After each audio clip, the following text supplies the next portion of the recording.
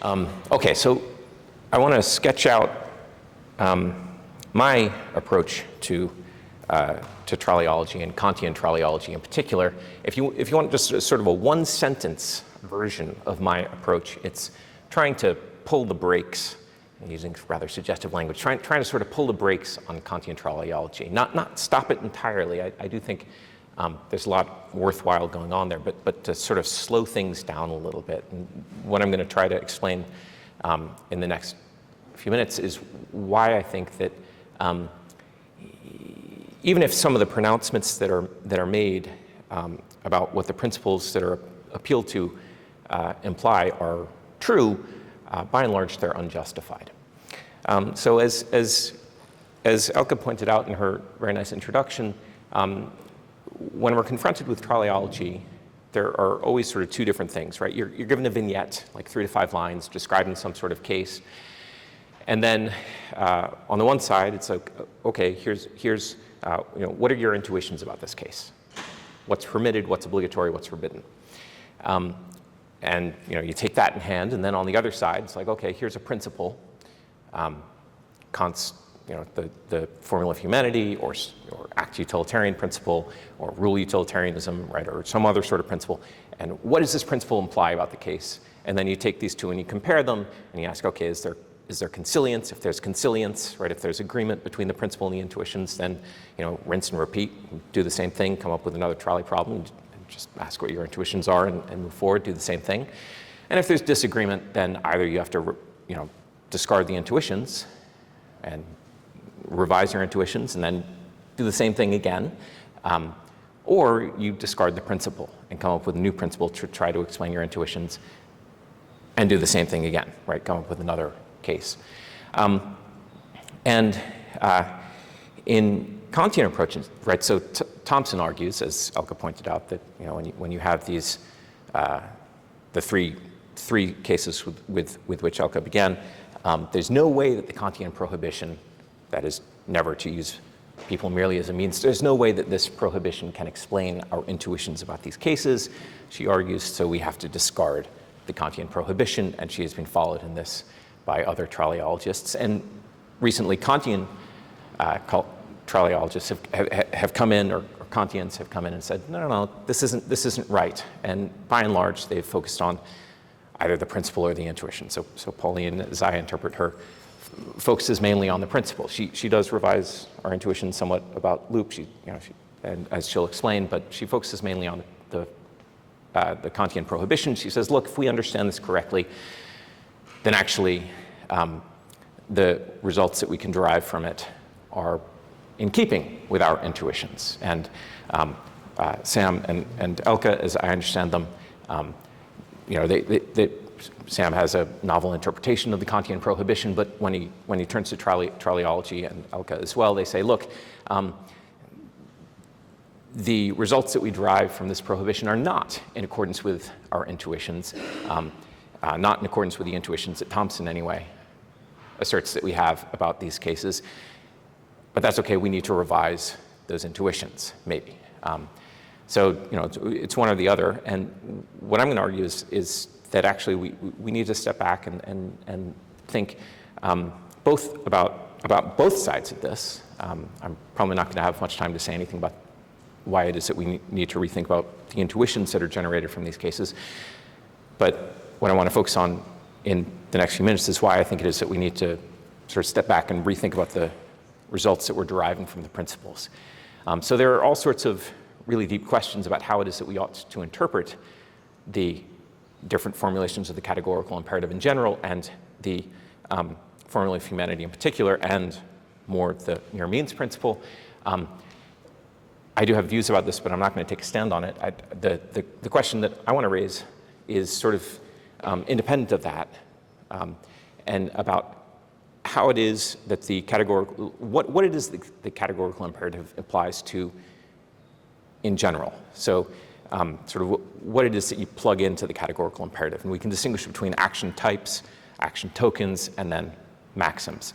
And seems to be this broad assumption in trolleyology, comes out especially in Thompson, that the categorical imperative applies directly and unproblematically to action types. And one of the things that I think Pauline does really nicely is she says, no, that's not right. Actually, the categorical imperative is about maxims.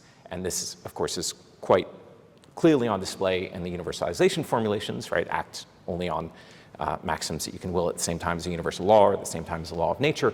But it's also, perhaps more subtly, but also true of the formula of humanity. You know, even though it seems to be, you know, it's just actions, act so that you use humanity, never merely as a means, but always at the same time as an end, whether in yourself or any other person. It seems just to be about actions, but the correct way to interpret this is about maxims. And this is, you know, the sort of agent-centered rather than patient-centered approach. Here's an example from my life that's sort of loosely based. It sort of relates to an example that Pauline uses in her article, but this is a real-life example from my life. So my vision is quite poor, even with my glasses, and I once went on a walk at dusk with a friend of mine, and we were out walking, and as we were exiting the park that we were in, we passed by a little old lady who was sitting on the side of the trail, and so I was like, hey, how are you? Have a good night. And my friend looked at me kind of like, what are you doing? And as we got closer, I realized that actually this little old lady was a garbage can that was just by the side of the trail. It was not actually a little old lady at all. Okay, well, imagine this was the other way around, right? It's actually a garbage can. I mean, it's actually a little old lady, and I thought it was a garbage can. And maybe, you know, I tried to put, you know, tried to discard some trash in there or something like this. Okay, well, like in that case, maybe I would actually, you know, there are external descriptions of my action that might involve using this person merely as a means. But my maxim clearly is not that, based on my just mistaken belief, because my vision is quite poor again. Okay, so the formula of humanity is about the maxim. That's how we have to individuate the action token that I'm engaging in. So we can't just use external descriptions of the action types in order to figure out whether an action is permissible or not. We have to focus on the maxims. Okay, but it's not just that. We're focusing on action tokens, not action types. And there's this assumption that's quite prevalent in Kantian ethics in general and in Kantian Trolleyology in particular, that an action type is impermissible if, but only if, the action type can be acted on only by impermissible maxims. So then we see this. So this is something that actually Pauline says this in her article, and this is also said explicitly and totally independently by a lot of Kantian ethicists. It's advanced by Poga, it's advanced by Nyholm in totally independent contexts. And I think that this assumption, which is used in Kantian Trolleyology in particular and Kantian ethics in general, is actually both philosophically and textually problematic. So let me say something about both of those and then explain why I think this is relevant to Kantian Trolleyology in particular. So philosophically, the problem with that is that it makes the category of impermissibility impracticable. There just would be no way that we could ever know that a given action was impermissible, an action type was impermissible. Why is that? Because any given action type can be instantiated by infinitely many action tokens, can be acted on by infinitely many maxims. So in order to determine that a given action type is impermissible, if we accept this definition, if we say that an action type is impermissible if but only if it can be acted on only by impermissible maxims, in order to determine that a given action type is impermissible, we would have to have a fixed enumeration of these infinitely many maxims, and we'd have to test them out one by one by one by one.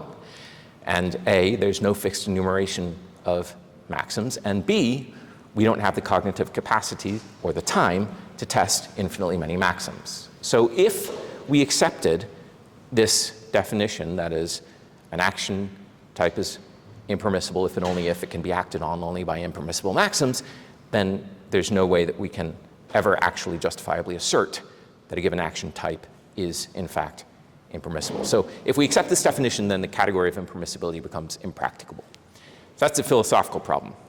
Then there's also a textual problem. If we accept this definition of impermissibility, then it becomes very difficult to make sense of all sorts of claims and questions that Kant makes, questions that Kant raises. So in the groundwork, for instance, Kant asks questions like, if I'm in a situation of financial distress, in that case, is it okay for me to make an exception? I know that it's impermissible for me to tell a lying promise in general.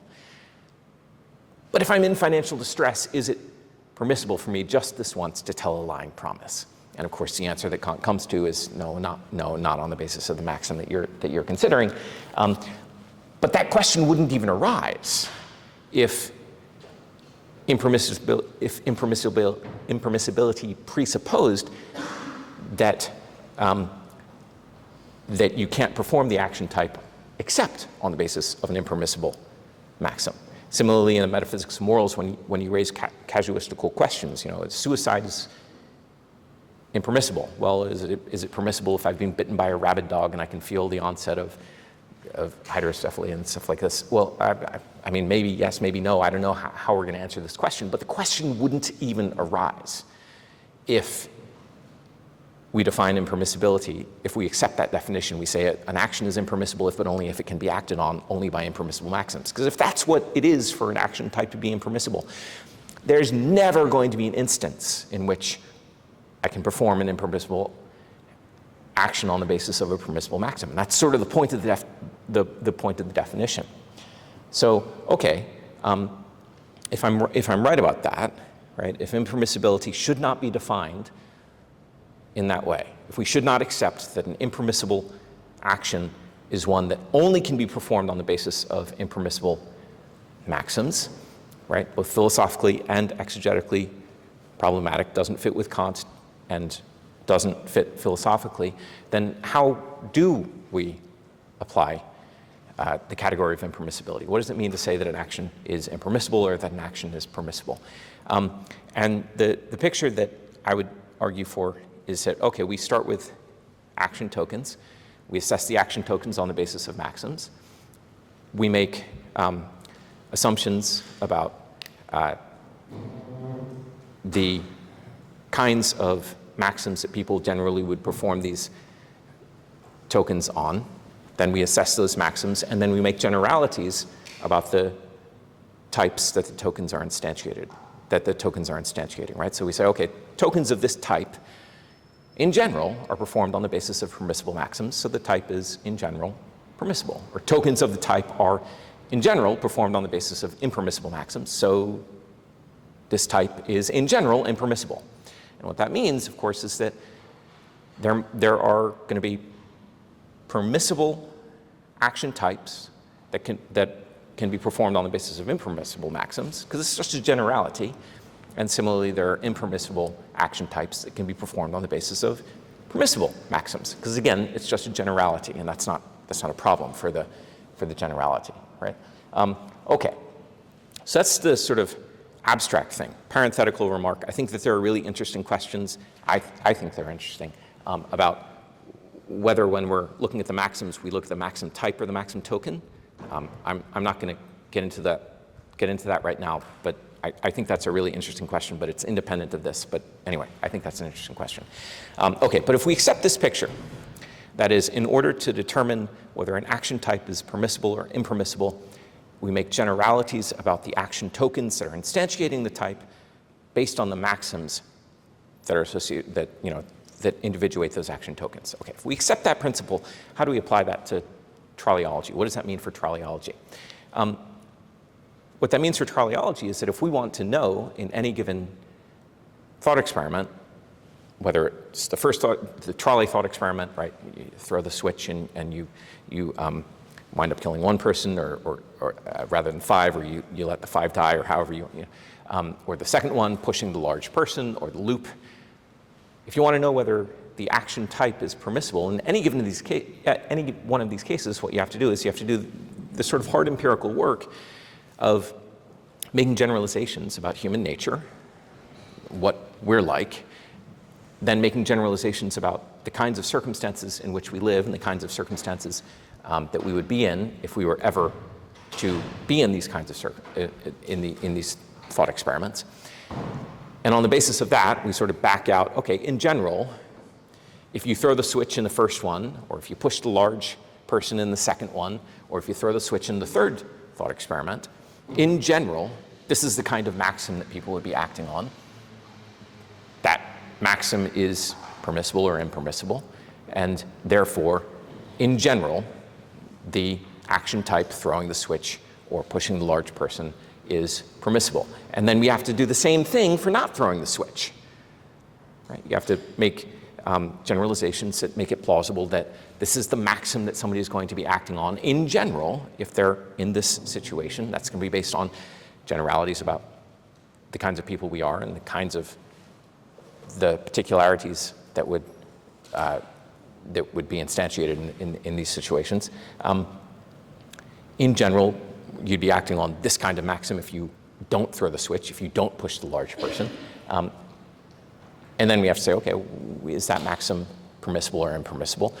So in general, that action type is permissible or impermissible. And then, you take those two pieces, the action type of throwing the switch is permissible or impermissible, the action of not throwing the switch is permissible or impermissible, and from that, you can figure out if one of them is going to be obligatory or not, or something like this. Okay. And okay, let me back up before I say too much. Okay, I've got a few minutes. One of the objections that people often make here is, well, you're bringing in a lot of empirical information here. Kant's ethics is supposed to be pure and a priori, right? Kant is actually quite explicit, especially in the Metaphysics of Morals, about the fact that, okay, it's the categorical imperative that's pure and a priori. But if we want to apply this and figure out what our general duties are, we actually have to bring in quite a bit of empirical information. He's very clear about that in theory, right, in setting up the Metaphysics of Morals. Here's what I'm going to do, and also in the actual derivation of our general duties, he does bring in this empirical information. So I don't think that there's anything wrong there. I think that that's how Kant conceives of his project. I think that's how he carries out his project, and I actually think that's how any plausible ethics is going to wind up coming up with our general duties. So here, I would expand this claim about how action types, action tokens, and maxims sort of interact. I would expand this to apply not only to Kantian ethics, but also to utilitarianism, whether act or rule utilitarianism, virtue ethics, ethics of care, whatever. I think all of these different theories are going to wind up, if you want to have a picture of our general duties, you're going to have to bring in a fair amount of empirical information. The principle itself might be a priori or it might not, but to apply it and come up with general duties, you're going to need a fair amount of empirical information. And the point that I want to make is when I read the Trolleyology literature, even the Kantian Trolleyology literature, which I think is sort of a step above the general Trolleyology literature, I don't see this work having been done. And so the conclusion that I want to draw from this is that there are a lot of assertions that are made about what follows from the different principles, whether the principle is a utilitarian one. Again, I want to expand this from Kantian ethics to all of the different kinds of ethical use, whether the principle is a utilitarian one or the Kantian one. There are a lot of assertions that are made about what follows from these, about general duties. And some of these assertions might wind up being true, but I want to argue that they're actually thus far unjustified. The Trolleyology literature has just been, it's characterized by very rapid discarding or accepting of principles. And I don't think the hard work has been done yet of determining whether that accepting or discarding of principles is really warranted. In part, large part, because I don't think the principles have been explored sufficiently to determine what our general duties actually are in these cases.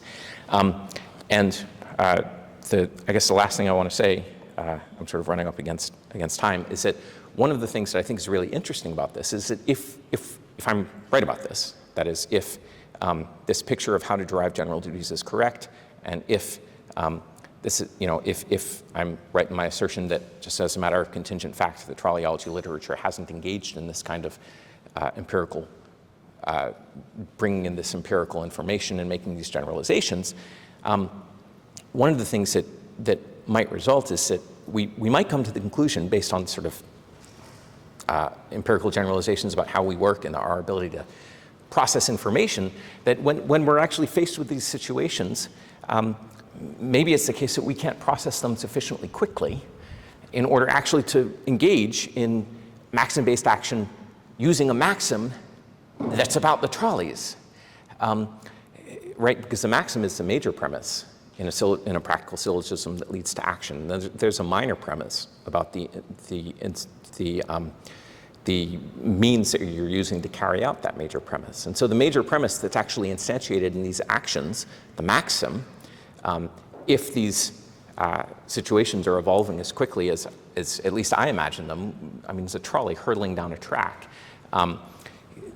then so that we can't actually process them sufficiently quickly in order to have a maxim-based action where the maxim is about the trolleys, rather than it's just, okay, I've got another maxim and I'm just reasoning about how to carry out that maxim.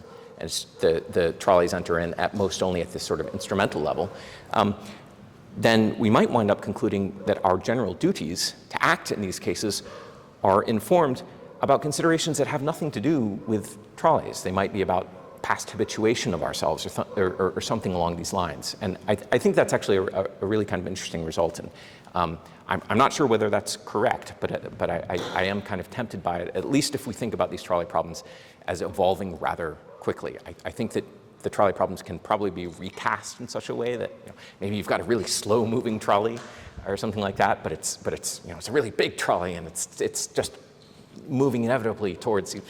But the way that they're originally cast, it's sort of fast-moving trolleys, and so the general duties that we arrive at might have absolutely nothing to do with maxims that are based on trolleys. Okay, so I'm running out of time. I won't say anything about the intuitions, but hopefully that was relatively clear. I want to sort of pull back in Kantian Trolleyology in particular, and actually in Trolleyology in general, and say, well, I think that in figuring out what follows from the principles that we're applying here, there's a lot of empirical information that we need to bring in and generalizations that we need to make that hasn't been done yet. So thank you.